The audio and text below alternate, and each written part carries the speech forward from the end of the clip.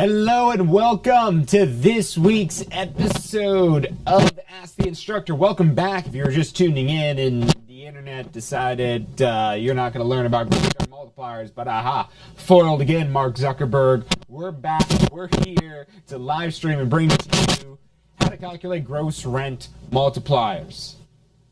So why is this important? Well, maybe you're considering becoming a real estate investor yourself. If you're tuning in right now, let me know in the chat, because the issue we were having before was the audio not coming through, so we had to go get a whole new stream set up and going here. But after computers got restarted and everything, we should be in good shape. So let me know in the chat if you're tuning in. If the audio is coming through, all right. But let's go ahead and continue with gross rent multipliers. So why is this important? If you someday want to become an investor, a real estate investor of some capacity, you're going to want to know about gross rent multipliers. If you have a real estate license and you want to work with real estate investor clients, your charm alone is not going to be enough to charm 99% of your investor clients. And look, in residential, like if you're trying to find somebody their home that they're going to be living in themselves, we all already speak that language because we all need a home.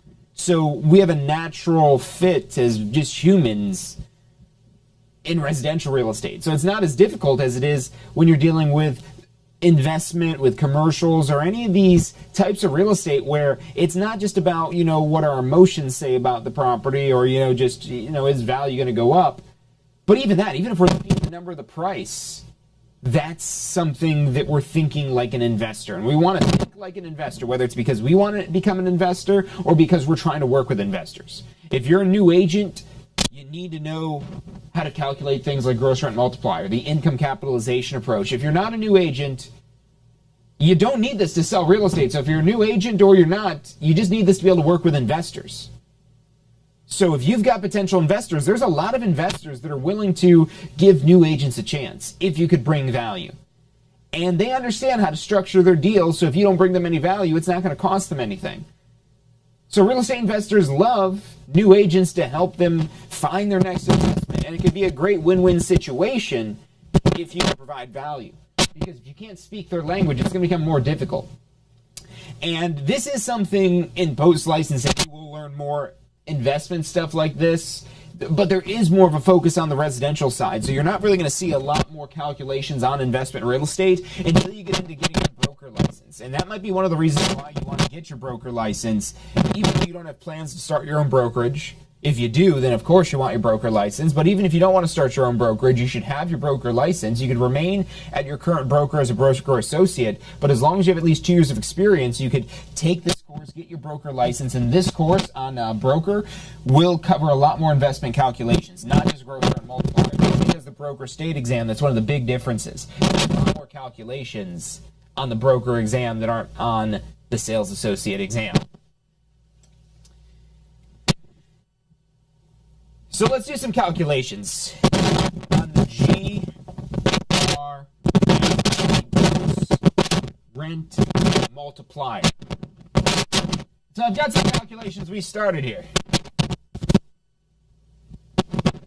of two properties that are going to be basically equal using the gross rent multiplier calculation here. This is our gross rent multiplier for these two properties, 100.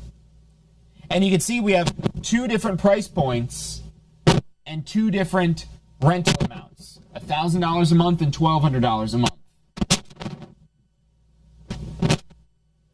But despite there being different rents and despite being different price points, according to the gross rent multiplier, these are going to be equivalent investments. But the key thing to factor in, because this is the gross rent multiplier, the word gross means we are not including expenses. So this is not your end-all be-all that tells you that these investments are equal. No. But in terms of the rent that they produce, for the sale price that they produce, that they cost, that they're worth, the value, that's what we're judging these based off of, solely the gross rent and the gross sale price, not factoring in any expenses. But it's a quicker way, because all you have to do is just take the sale price and divide it by the rent. So 100,000 divided by 1,000 is 100. 120,000 divided by 1,200 is 100. And so based on these two properties here, the gross rent multiplier is 100. These are essentially equivalent in terms of the ratio or relationship between rent and sale price. And this can be very beneficial if you're also trying to estimate rents for an area. Looking at what other properties are renting for. There's another rule of thumb. And the more you could learn about investments, even if you're in no capacity to invest in real estate yourself, the more you could learn about investments, the more you're going to be in a position to better understand this information and be able to speak to this and provide value to somebody who's a real estate investor. But let's put an investment up here that could be a little bit different. That could look a little bit different than this, with potentially a little bit, maybe a little bit better of an investment. So what would make this first investment better? Well, two things that could make this investment better. Let's say we only paid $90,000 for it. And our rent that we're able to pull in on this property is still $1,200. Which investment would you choose? Would you choose A, would you choose B, or would you choose C? Because C looks like a pretty sweet deal. It's tied for the highest amount of rent. And it's actually the lowest sale price. So why wouldn't you want basically the most amount of rent for the lowest sale price? And when we do this calculation, when we do this math, let's get the calculator up here. When we take 90,000 and we divide that by the rent of $1,200, we get a gross rent multiplier of 75. So the lower this number is, the better the ratio is essentially for what you're having to pay as a multiplier of the rent. And so what this would basically mean, now remember this is fantasy land because we're talking about gross. There's not any realisticness to this, so don't go out there and try to have a real estate investment with absolutely no expenses, because real estate investments will have expenses. They're built in. But before we even think about expenses, let's just see if it even makes sense. Because why would you consider property number one here compared to property A versus property C? Property A, even though it's not the most expensive, it's kind of in the middle. Maybe it's in slightly better condition than C, but it doesn't really matter the condition if they're getting a higher rent. And maybe there's more opportunity for you to raise the rent, or there's all kinds of different ways to interpret this data. But understanding what this calculation means. Let's do one that would be a bad investment. Let's put option D up here for one that would be a bad investment. Let's say it's our most expensive one yet at $130,000. And let's say our rent on this $130,000 property is only $900. So now let's calculate this gross rent multiplier. $130,000 property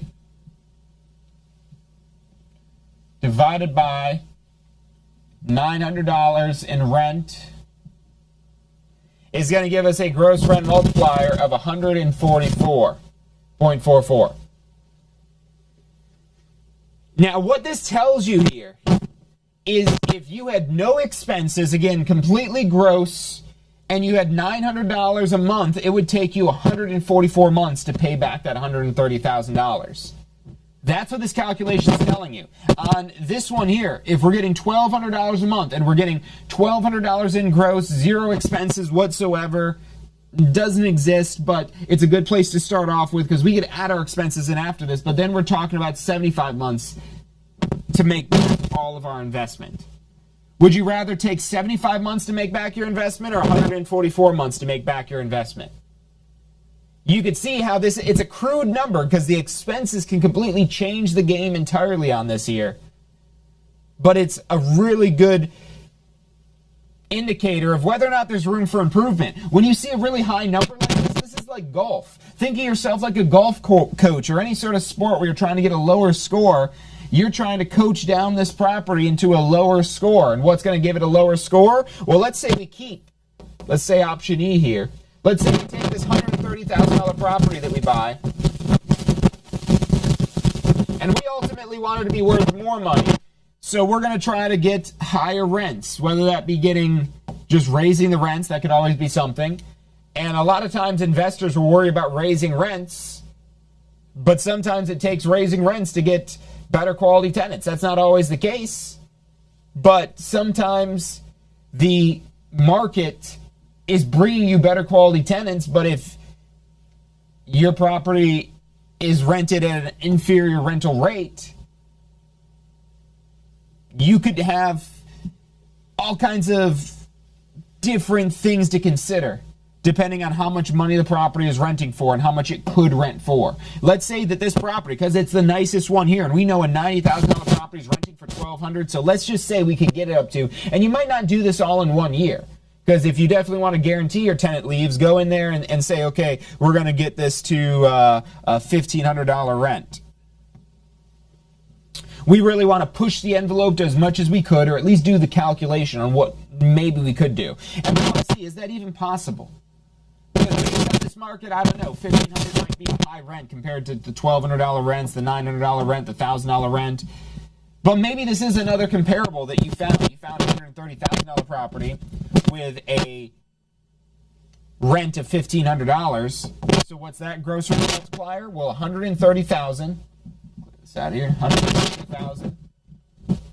Now divided by $1,500 in rent.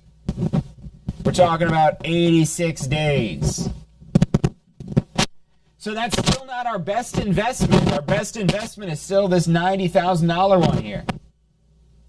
Because compared to the rent that it's generating for its price, that is a pretty strong deal. And so this is what the gross rent multiplier calculation actually is. It's just a very simple calculation of taking the sale price and dividing it by the rent. And now you could come up with an understanding of how sale prices relate to rent in this particular market. Because when you're looking at something like this with 5 different properties, let's say these are 5 actual sales in the neighborhood. This is what they sold for. This is what they're all currently renting for. And we're doing this math here. Well, we could come up with an average of all of these. So we're going to add them up. We're going to say 100 plus 100 plus 75 plus 144 plus 86 gives us 505, and we divide it by 5. And that tells us that 101 is the average gross rent multiplier. The average gross rent multiplier. So you might have a property now. This is another way you could use this number.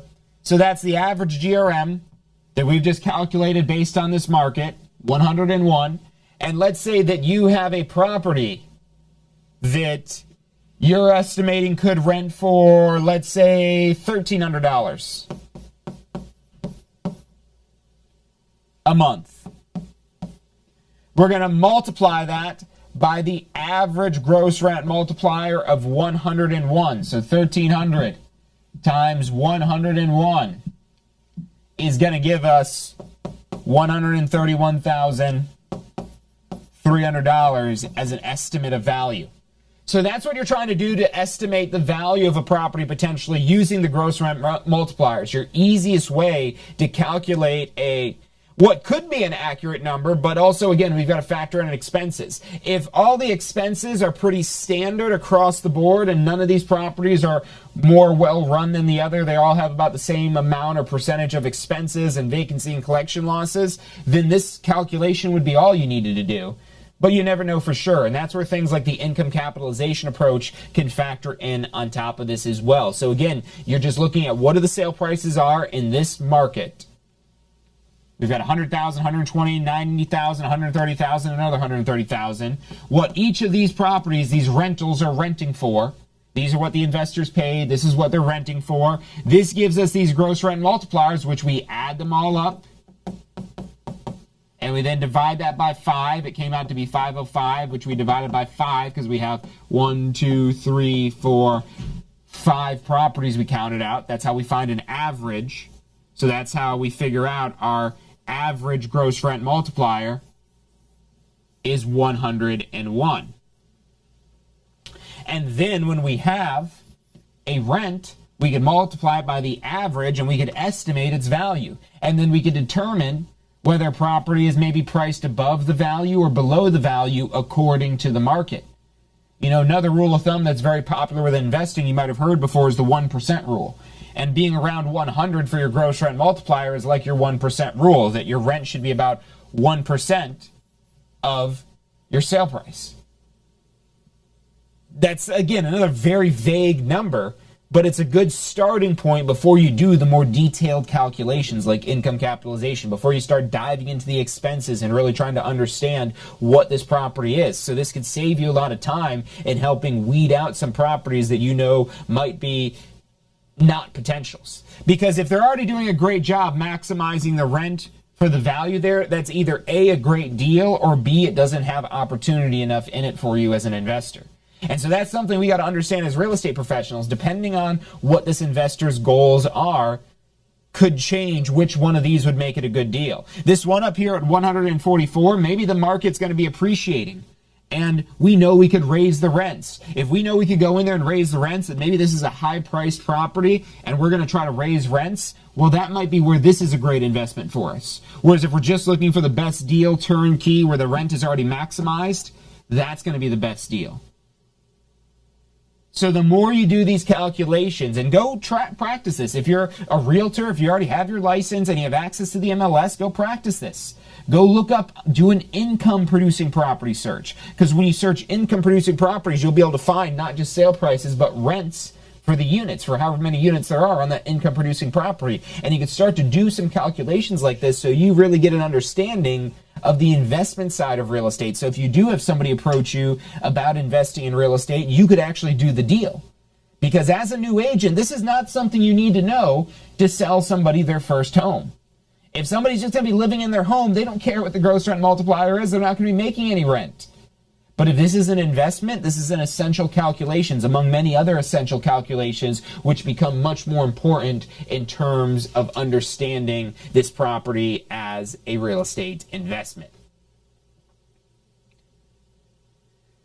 So look, I want to thank everyone for tuning in today to learn more about gross rent multipliers. My name is John Carismo, and I'm here from the Tampa School of Real Estate. We're here every single Wednesday at a new time today, partly by choice, but also partly by technical difficulties pushing back our live stream. But our actual, I'm used to our live streaming classes because we have an entirely different system. It costs more money than the free stuff by Facebook and YouTube where they're going to have all kinds of ads in here, but it's super reliable. We could literally bring our instructors to you wherever it is that you are, anywhere in the world, as long as you have an internet connection. Or if you're in the Tampa Bay area or close to one of our locations outside of Tampa, you could actually attend in person. There's some great hotels located nearby if you really want to be here in person. But as the world evolves, more and more things are able to be done on the internet, almost like you're doing them in person. And our live streaming is a perfect example of that. So if you're thinking about getting your real estate license, or you got to complete your post licensing, or maybe you want to get your broker license, give us a call. The phone number is 813-333-2676, or you could also reach us at 813-928-0106. We can find out more information online at tsre.us. That's tsre.us. As you can tell, we've got lots of different ways to contact us. You can chat on our website, you can email, you can stop in our headquarters office here in New Tampa, right at the corner of Bruce B. Downs and Highwoods Preserve Parkway. We have advisors here standing by to answer any questions you have, so just call us, message us, whatever we can do to help you better understand real estate, to help you understand how to grow a real estate business, to help you understand what paths to go down to find out more information about investments, about real estate, about joining a real estate broker, about what you could do with your real estate license. There's so many things, so much information and content that we have. Check out our Success Center on our website, tsre.us/success. You'll be able to see all the previous videos of Ask the Instructor, State of Real Estate. Check them out. Let us know what further information you're looking for, what else we could help direct you and guide you towards to help you establish a more successful real estate career. And any way we could help you establish that career here in Florida, whether it's just to earn real estate referrals or actually work as a full-time real estate professional, give us a call, 813-333-2676. That's all the time we've got for today. Thank you for tuning in, and I'll see you on Friday for State of Real Estate.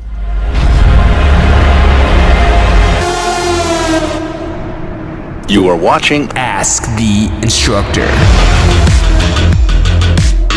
Absorb the knowledge. Become the expert.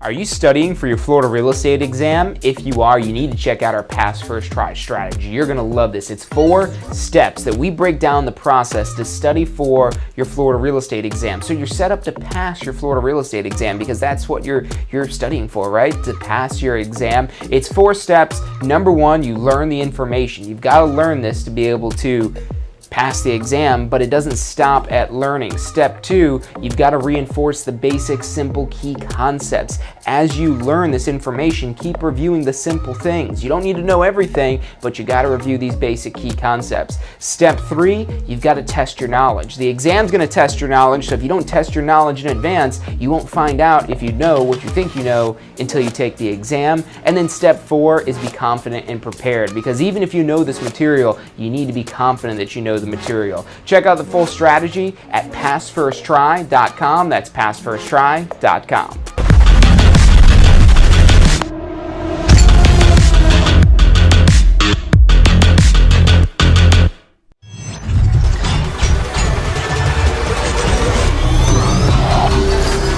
The most powerful tool to study for your real estate exam is the Question Simulator from Tampa School of Real Estate. We've used our years of experience in preparing students for the Florida real estate exam to bring you the most powerful exam study tool available. In the Question Simulator, you'll be able to go directly to a particular unit so you can focus on the sections where you need the most practice. We have also included the percentages of each unit so you know which units are the most important for your real estate exam. Every question will immediately give you detailed feedback, which is almost always more important than the question or the answer themselves. After completing all the questions in a particular unit, you can go through question by question and review any that you've gotten wrong. You could also print out a report at the end of each quiz. The Question Simulator from Tampa School of Real Estate is 100% mobile compatible, so you can practice with test questions anywhere you have your phone with you. Enroll now at questionsimulator.com and get ready to pass your exam.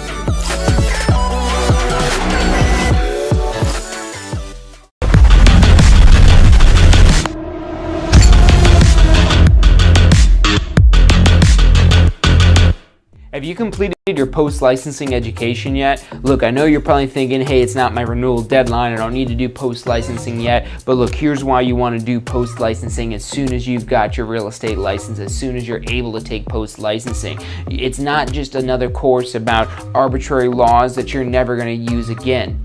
It's about real-world, usable topics that'll help you grow your real estate business, to help you take it to the next level. Look, let me ask you this one question. If this course helps you close just one deal, if you get one extra deal from post-licensing, is it worth the investment? I'd say it is. We get paid pretty well, so one deal means a lot of money. Check out postflorida.com. That's postflorida.com for the full details about post-licensing.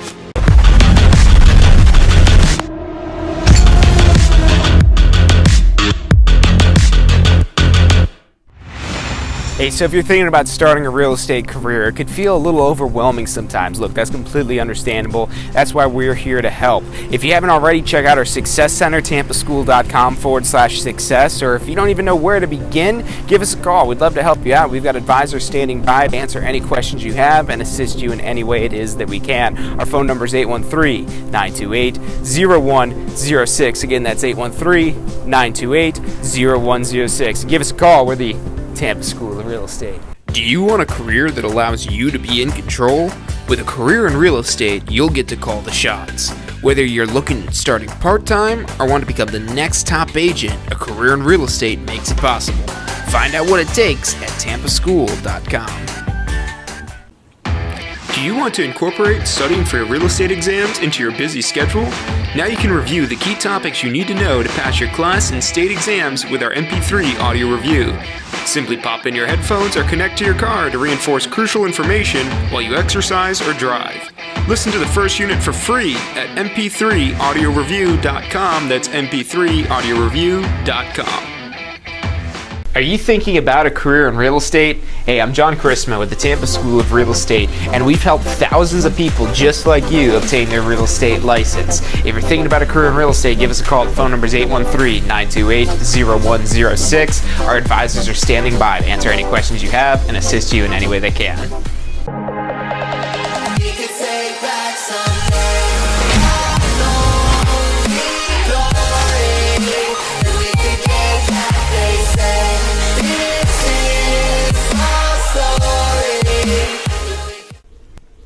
Hey, if you're enjoying the show today, which I'm sure you are, be sure to hit like, subscribe, post your comments, share with your friends and family. Thank you guys so much for watching.